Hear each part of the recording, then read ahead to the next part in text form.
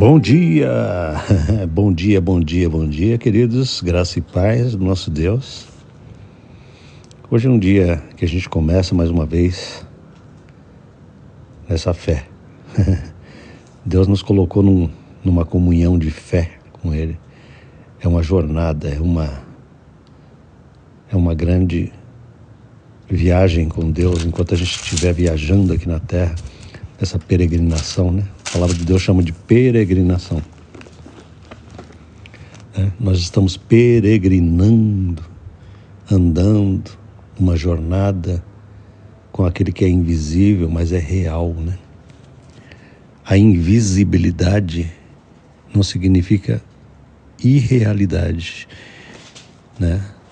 O nosso Deus invisível e o seu reino invisível são mais reais do que essa materialidade que a gente está tocando.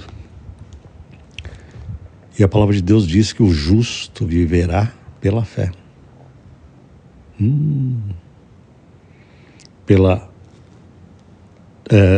Fazendo com que a invisibilidade ela se torne tangível. A palavra de Deus diz isso. No livro de Hebreus 11, existe uma definição gloriosa sobre a fé. Ora, a fé é o firme fundamento das coisas que se esperam. E a prova daquilo que a gente não vê. Aleluia! Que coisa maravilhosa essa definição. A fé é o firme fundamento, ou é a evidência de coisas que a gente espera, porque esse é o conceito bíblico de uma operação correta da fé. A fé, ela tem uma ligação com a esperança daquilo que Deus fala. Esperança significa uma expectativa de que irá acontecer aquilo que está prometido. É uma esperança contínua. Você está entendendo? Quando você levanta pela manhã, veja só, nós nunca, como cristãos, a gente nunca acorda sem a expectativa de que teremos 24 horas naquele dia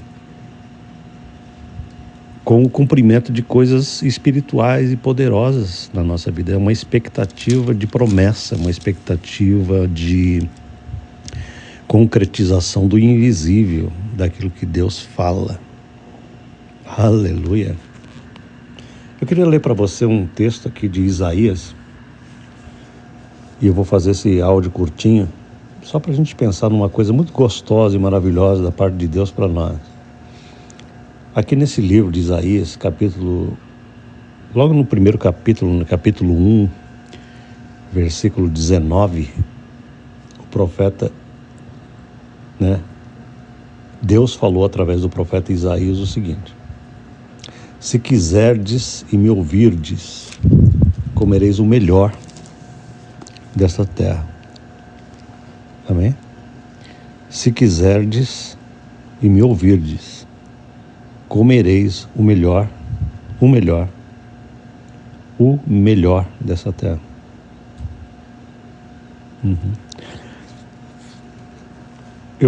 Durante muito tempo na minha vida cristã, eu tive aquela percepção meio que religiosa de que a gente nunca pode esperar o melhor ou pedir o melhor para Deus. Senhor, eu quero o melhor. Eu sempre tive aquela sensação, porque eu fui ensinado em certas igrejas quando eu era jovem,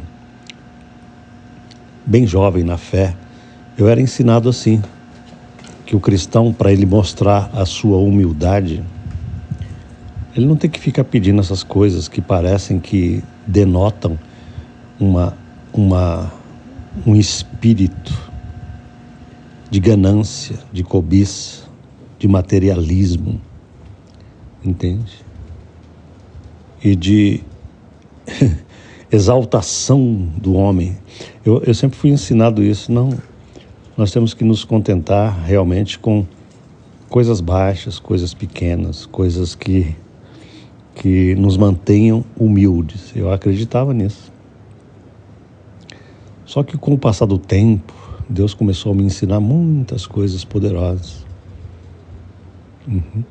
Começou a me ensinar que isso não é, primeiro que isso não é uma verdade. A humildade, ela não está vinculada à mediocridade. Eu queria que você desse um glória a Deus por isso. Humildade não está ligada em momento algum à mediocridade, às coisas esculachadas, ruins, péssimas, ao que é pior, ao que é pouco. Humildade não está vinculada à falta de fartura, à falta de abundância. Não está vinculado à escassez. Guarda bem essas palavras que eu estou falando. Por quê? Porque o que é humildade? Humildade, né, diante do Senhor é o reconhecimento de que tudo só pode vir dele, do Senhor. Entende? Então veja só, quando a gente acredita que Deus quer nos dar o melhor, e a gente aceita isso, a gente crê e vive, a gente pede isso, a gente não pede com o espírito de orgulho, com um espírito de malignidade, com um espírito de soberba. A gente pede porque dele vem todo o bem. A palavra de Deus, ela diz assim para nós, olha, a bênção do Senhor é que enriquece e ela não acrescenta dores. Então existe uma qualidade na bênção de Deus para nós que é totalmente diferente daquela qualidade de enriquecimento ou de busca de crescimento do ponto de vista carnal e pecaminoso, né? Que o ponto de vista carnal, meramente humano e pecaminoso, é uma busca pela exaltação de si mesmo, pela exaltação do seu próprio coração, do seu próprio ego, do seu próprio orgulho. E tudo isso o cristão faz morrer nele. A gente morre, a gente está morto para esse tipo de perspectiva. A gente tem que estar morto para esse tipo de paradigma de exaltação do ego, do coração, da mente, da alma. Exatamente para que a gente possa ter a liberdade de escolher em Cristo Jesus ter o melhor e ser o melhor com Deus. Porque agora, tanto o ser melhor a cada dia, quanto ter o melhor a cada dia, não afetam a nossa psicologia para pior, mas para melhor, para que a gente possa ser mais adequado no reino de Deus na terra.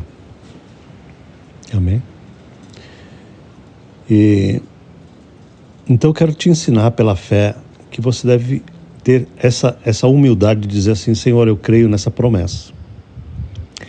Porque a tua palavra diz assim, se você quiser e me ouvir, você comerá o melhor dessa terra. São duas coisas que estão ligadas a essa promessa. Primeiro, você precisa querer isso. Tem gente que não quer, exatamente por causa daquilo que eu falei antes. Tem gente que é ensinado a não querer o melhor para que se mantenha de maneira humilde diante de Deus e dos homens. Eu não posso querer o melhor porque isso pode me fazer exaltar. Se você continuar pensando assim, adivinha o quê? Você realmente vai ter isso. Você vai estar sempre acostumado com as quireras do existir, sem necessidade, porque Deus não estabelece isso na vida. A piedade verdadeira, a verdadeira espiritualidade com Deus e a humildade com Deus é aquela de Abraão, um cara super rico do ponto de vista de material. Ele enriqueceu, a Bíblia diz que ele enriqueceu muito, e aquilo não afetava ele nem 1 milímetro na sua humildade diante do Todo-Poderoso Deus. Este é o sentido de que a gente pode ter o melhor na dependência constante do nosso Deus e na visão constante de que é Ele que nos supre, é Ele que nos faz ser canais de bênção nesse planeta. Então, a gente precisa aprender a ter coragem de falar: Senhor, eu aceito esse negócio aí, sabe? Eu aceito te pedir o melhor. Entende? Eu aceito te pedir o melhor desta terra para que eu também seja cada vez melhor em tudo. Eu preciso parar com essa neura de religiosidade, de que pobreza e miséria é virtude. E não é. Não é virtude. Entende? Eu quase nunca ensino sobre esses aspectos da bênção de Deus, mas de vez em quando eu preciso levantar no nosso coração a ideia de que se você é de Jesus mesmo, justificado por Ele, você é justo em Cristo, se Ele te santifica a cada dia, se o sangue do Cordeiro te elimina a pecaminosidade da alma, do coração, e você vive uma vida de obediência, de fé. Então, cara, nada melhor do que a gente pedir o melhor mesmo para Deus. Senhor, eu quero o melhor. Eu quero o melhor para mim e para todos. Eu quero que a minha vida seja um canal de grande bênção na terra. Eu não quero ter a timidez de falar: me dá o melhor nisso aqui, Deus. Sabe? Deixa eu te dar um exemplo. O sujeito vende uma casa, está comprando outra. Ele vai ter um certo dinheiro para comprar uma outra casa. Como deve ser a oração genuína? Senhor, dentro daquilo que eu estou tendo nas mãos, dentro das minhas possibilidades, me dá a melhor casa que eu puder ter. Você entende? Não é uma coisa irreal. Não é assim: eu tenho, vamos supor, 400 mil reais ou 400 mil dólares, mas eu vou comprar uma casa de 1 milhão, porque Deus vai me dar o melhor. Não é isso que eu estou falando. Mas dentro desse padrão, dentro desse orçamento que a gente tem, dentro das nossas possibilidades, a gente tem que sempre orar: Senhor, me dá o melhor, me dá a melhor localização, me dá o melhor quintal possível dentro desse orçamento, me dá a melhor... Enfim, nós precisamos aprender a pedir a Deus o melhor dentro do que Ele nos concede, cada vez mais. Sem a preocupação de que nós estamos pecando ou errando de pedir o melhor. Esse texto de Isaías é maravilhoso. Ele diz assim: se quiserdes e me ouvirdes, comereis o melhor dessa terra. São duas coisas condicionadas. Você precisa realmente querer e você precisa obedecer. Porque ouvir aqui, nesse texto, não significa ter uma audição boa. Toda vez que a palavra de Deus fala ouvir, significa obedecer. Então o texto fica assim: se você quiser e me obedecer, porque tem gente que não quer e também não obedece. Mas se você quer mesmo andar com Deus e obedecer pela fé os princípios da vitória que Ele estabelece na tua vida, então pronto, aí você já cumpriu 2 requisitos poderosos. Então agora vem a parte dele: eu vou te fazer comer o melhor desta terra. Você vai começar a conhecer progressivamente na tua vida que eu te dirijo para o melhor relacionamento, eu te dirijo para a melhor compra, a melhor compra do seu carro, a melhor compra da sua casa, são coisas que Deus promete para nós.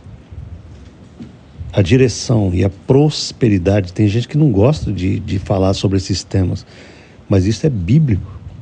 Isso está relacionado com a bênção de Abraão que está na nossa vida. Leia o livro de Gálatas e você vai ver que toda aquela bênção que os judeus têm da parte de Abraão, né, os israelitas, os judeus são os povos mais prósperos do planeta, porque existe uma espiritualidade nisso. E a palavra de Deus diz que agora que nós somos enxertados pela fé em Jesus, que Jesus nos concede a mesmíssima bênção de Abraão, que nós somos abençoados com Abraão. Isso está lá escrito, exposto no livro de Gálatas. Nós somos filhos de Abraão pela fé, e você tem que enforçar isso todo dia. Todo dia diga com a sua boca: Senhor, eu sou abençoado com a bênção de Abraão. A princípio você não vai acreditar muito nisso. A princípio vai ser mais a boca falando do que o coração explodindo. Mas na medida que você fala isso com fé, essa coisa vai se estabelecendo no teu entendimento. Daqui a pouco ela fica tão perfeita na tua alma e você não observa mais evidências contrárias e negativas, porque você continua dizendo: eu não estou nem aí.